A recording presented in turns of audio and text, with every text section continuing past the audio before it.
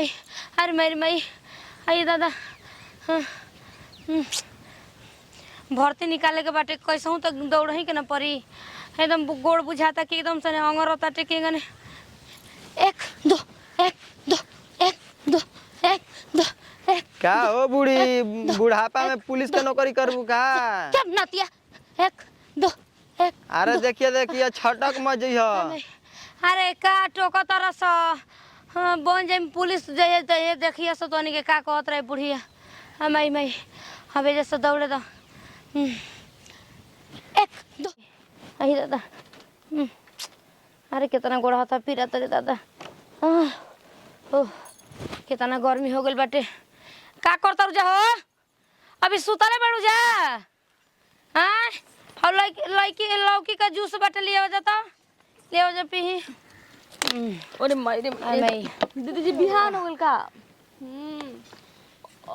क्या चिल्लाता नहीं जी?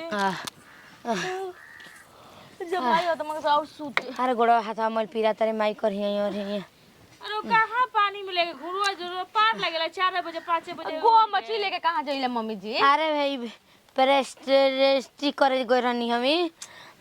प्रेस्टीज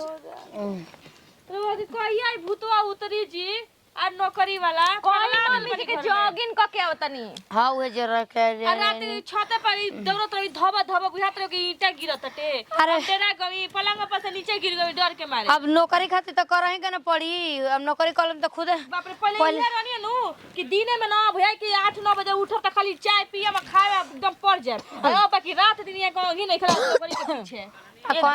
कौन है सब कर तू का नाके मुंह पूरा रंग लेल बड़ी लीलाल पोत के। अरे पूजा कइल हन त टिका लगल हन। अच्छा अभी तो सूत के ना बतरी इहो कम बड़ी सब केहू के बेटी पतो ही जाग जातरी से तोनी के नहीं के बुझत कि हां बुढ़िया आई रेस्टिंग क के त ओके नाश्ता पानी लागेला कि ना। हां अरे वो कुदिन तरह देहिए ना थल थल कर लगी। अरे मल दुखा त भाई का करबू दो पैसा पावे खातिर कुछ खोवे को पड़ेला। हां हां रहुओ मम्मी जी कम नहीं खी कहले कोनो फायदा बा ना झूठो गोड़ हाथ टूट जाई और हमनी के पैसा लग जाई। चलो जा हमरा के पागल मत बनावे जा ठीक ना। कनी की पढ़ के बैठल वाला तो नौकरी के नहीं खेला जे तुम्हारी बेटा आपस में रुपया बदली हो तो जूस पी यहीं जाके अनार को। मम्मी जाने बर्तन धो दी ना इतना भोरे उठल उ धोए के ना रहे बर्तनवा बर्तन धोवे के तब का अपने हमार हाफी छूटा ताटे। ए दीदी जी बताई मम्मी जितना भोरे उठ बर्तनवा धो देते घर में झाड़ू लगा देते तो इनके घर दे दईया ना और एक्सरसाइज जैसे ठीक रहे लाटे काम के। अरे वो तना हमरा के लइका न तो बनावा स जवन कहतन जवन 10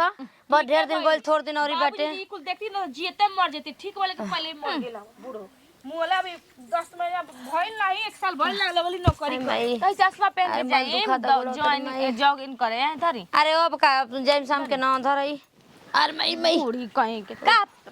करतनी माई लियो जे लौकी के जूस लियो तनी लौका के जूस। अरे होका धइल बाटे गिलसिए में अरे बोतल में क के चली अरे माई हो माई बाप रे बाप ऐसा हमनी के दिन आ गल बाटे बूढ़ी के चलते का करे पड़े बताओ। हमनी के घर में रहे वाला घर में खाना पीना करत नहीं जान हमनी के बात मुंह ना देखा वाला बथानी पर आज सब के देखता अब देखता नु नीक लागत होई सब के तारी पीटे के हंसी में बनित होई नो बताओ उनका नौकरी के चक्कर में घर में तो करते नहीं कि बहरो के नहीं करत गाय गोरु चिल्लात रह सब नहीं खा देखल बा तो हमरे के कर ए दीदी जी भू चढ़ल बा नौकरी के देखता करेज होई नौकरी ना नौकरी लाग जाता उ तो खइले भी ना मुई हन इतना बात करो जे गाय गोरु के रोआवेला ना उ जिंदगी भर वाला पापा जी त मरिए गइनी अब इनका राज होला अपना मन के भइल बा सोचतली बेटा तो कुछ कहबे ना करिए सब पतो ही कुछ बोलबे ना करी करके जइहन एथी प करस बेचवा दे तनी गैया गोरुआ दूध पीहन 1 लीटर आ एक्सरसाइज करी हन उतान बड़ी त लगाओ तू जल्दी जल्दी का लगइले बनी घरे जाके अभी शादी खन फिर बर्तन उतन धोवे के बा कुल लइका ने कपड़ा फीचे के बा 1 बाल्टी छटिया उठा के ले जाओ उतना रह दे जो छटिया लेके आने से छटिया लेके आई। हां आवतन रह दे और साजी खन कटाई हां तना कटा गइल दीदी ये कही लिखल का 5 जगह देले बड़न से याद नहीं कि भ में आ के मात्रा भ र आई त भरत क आकी आके भरत क का हमके कुछ बुझाते नहीं कि एकदम सने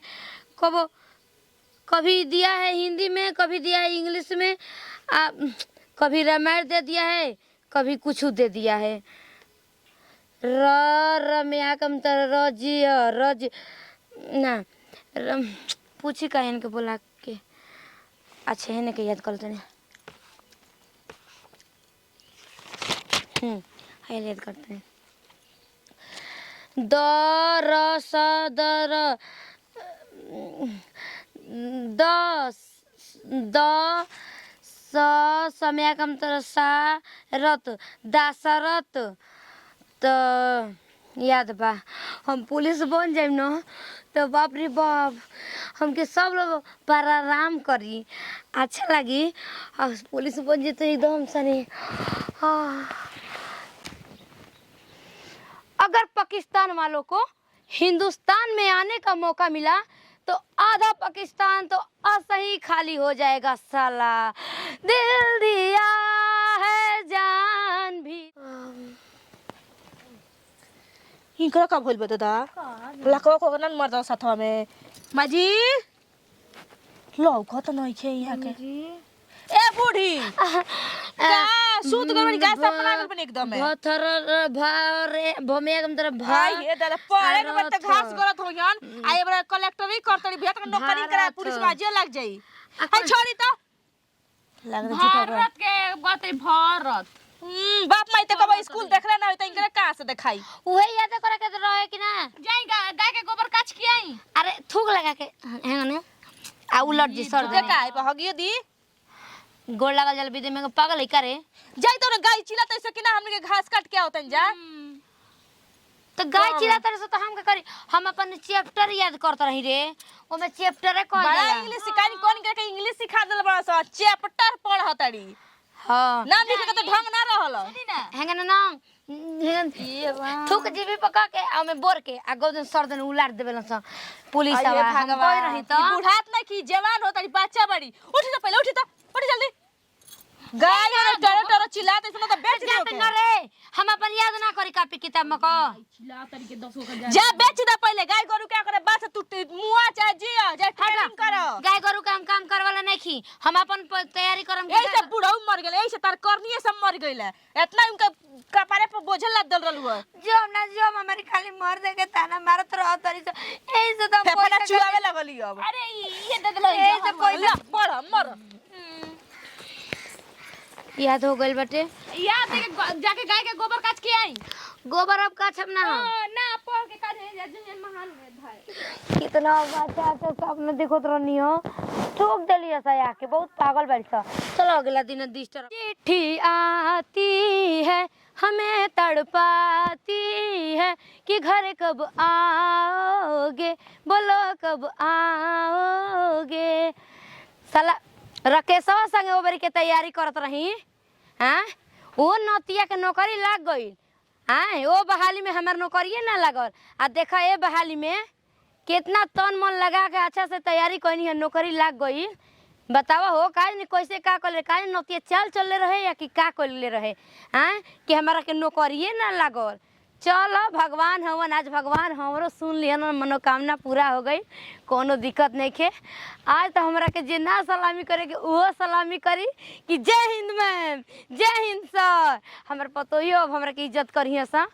बतावा हो एक घर में हमारे एको पैसा के कौड़ी के हमरा इथी नहीं के इज्जत तो नहीं खे। बताओ एक बुढ़वा रहे तो मरिए गई ससुर आ सास बहेंगवा ऐसा रहे जैसे ससुर मुआ तो नौकरी के नासा चढ़ गई चल गल बिया ट्रेनिंग में 1 महीना से ऊपर हो गल ना फोन कर बिया ना कुछ कहे मर गल के बिला गल का भइल आ जब से उ गइल बिया ना तब से एगो बिया छोट गोतनी ओकर तो खाली सुतर रहतिया मंगा के खा लेतिया एगो हम बचल बानी घर में गाय गोबर करी कि खाना बनाई। बताओ 12 बज गए खाना नहीं खा बनो।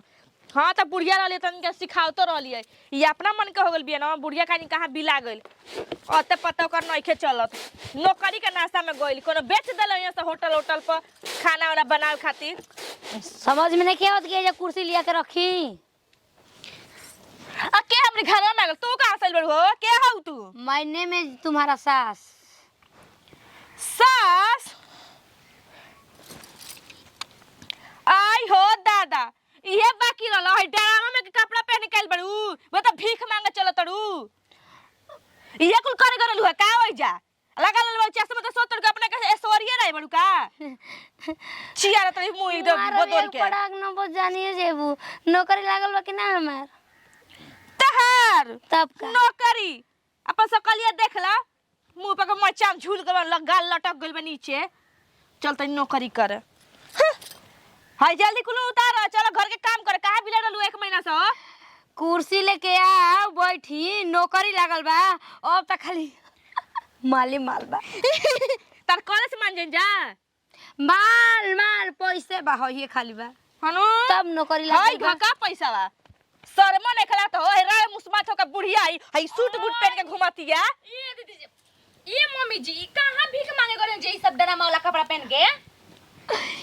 अरे हमरे घर में सब पागले के पागले बा का रे हम भीख मांगे लागत नहीं मम्मी जी अब भीख मांगी दे एक मिनट ए सर का फोन आ रहा है रुको जय जय हिंद सर हाँ जैन जैन बोलिए हाँ, आ गए घर आ गए घर आ गए हैं ना तो 5 दिन के बाद से आपका ड्यूटी चालू है 1 मिनट अब बोलिएगा रुक जाइए तो उनके विश्वास नहीं किया होता सर सुनो आपका इटारी थाना पे अगले 5 दिन के बाद से चालू है। ओके सर ओके मैं आता ये मम्मी जी 5 दिन के बाद मैं आता एगो सेटिंग क के लोने से काम ना करे के पड़ी हां तक लागल पुलिस के नौकरी धारे का मार 1 महीना से गायब रहले खा खा के मोटा गेल चल बिया गेल औरी नौकरी करबे कहां करे रे आज ले ई कहां से सीखले बिया रे पुलिस के नौकरी है तो नहीं का जानता सर कहीं जाने चल बोल सर मार चप्पल से के जान जेबो अब हमारे एक था परवा गिरी ना तो जान जी कि लोग गिरता एकदम कार दिन चलावे कि घुमा के जानते न खुआ लेके आते हैं दुकान से आई कहां से सीखले बिया मारे को तो दवा इतना मर खाई ना रहलियो मर जा सुनो हां अब बहुत पहले हम कम खा रहा था ना हां अब हमको 15 गो बाटर में घी लगा के रखो अभी आ रहा है दुकान बाटर हुई से आई से गोल गोल रोटी अभी आ रहा है दुकान से बाटर नहीं के कहे वाला तो देखा कैसे कहती है दुकान नौकरी कौन है के पागला सन का है एकर के नौकरी देला बड़ा सा हो एकर लागत कोन पुसला ले बड़ा सन ई जरूर रूप एक का पैसा देले हुई सा ड्रामा नाटक उटक में भाग उग लेले होयन नाटक उटक करे खातिर नाटक उटक ना रे कोनो के धन देख के एकर पलहिले 1 महीना बाद देखे लूट के इनकर के भगाइए से कि ना खेत उत बेचले बुढ़िया न आवी तुमका जोहरा खियाओ तनी कि हम मरी देले ठा के बुढ़ कोटरो मरले चले हरदी छापे के